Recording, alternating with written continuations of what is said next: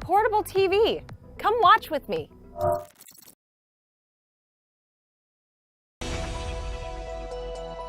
It's time for the U.S. and China to get their relationship on track. At least that's according to Beijing.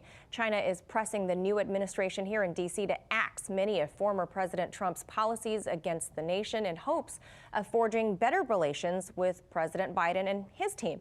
RT's Alex Mihailovich has that story. With the Trump administration out, and I just want to say goodbye. An opportunity has presented itself to improve relations between the U.S. and China.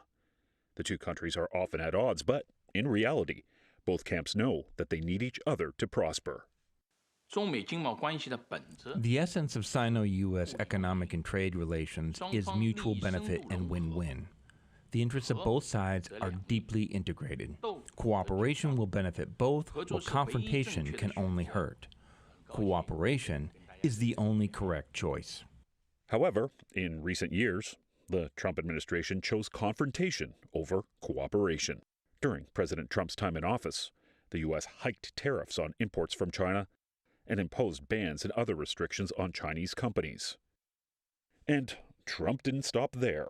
The former president and his team went against America's long-standing policy that recognizes the government of the People's Republic of China as the sole legal government of China, and that Taiwan is a part of China. Instead, Trump's administration boosted diplomatic and military ties with Taiwan.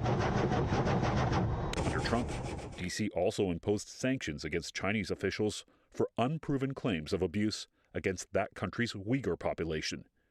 In addition, the U.S. also criticized China's handling of protests in Hong Kong, a movement that lasted for approximately a year before the government cracked down. A situation some blame on U.S. interference. The list goes on. Former U.S. diplomat Chaz Freeman, who was instrumental in helping pave the way for the normalization of diplomatic relations between China and the U.S. in 1972, has criticized the Trump administration's foreign policy towards China, claiming the U.S. has consistently been the initiator of conflict with that country. Freeman has also said to compete with China, the U.S. must take a good look at itself. According to Freeman, the U.S. focus has been on tripping up China rather than improving our own international competitiveness. Without serious repairs to restore a sound American political economy, our future is in jeopardy, and we will be in no condition to compete with the world's rising and resurgent great powers, especially China. While promising to work with America's allies to combat China's so-called aggressive trade policies, Katherine Tai, President Joe Biden's pick for U.S. trade representative, echoed Freeman's assertion.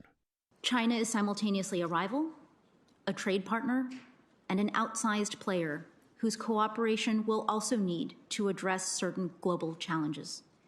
We must remember how to walk, chew gum, and play chess at the same time. That means here at home, we must prioritize resilience and make the investments in our people and our infrastructure to harness our potential, boost our competitiveness, and build a more inclusive prosperity. The Biden administration has signaled that it would continue Trump's tough-on-China approach, but there would be some concessions, allowing cooperation on issues like climate change.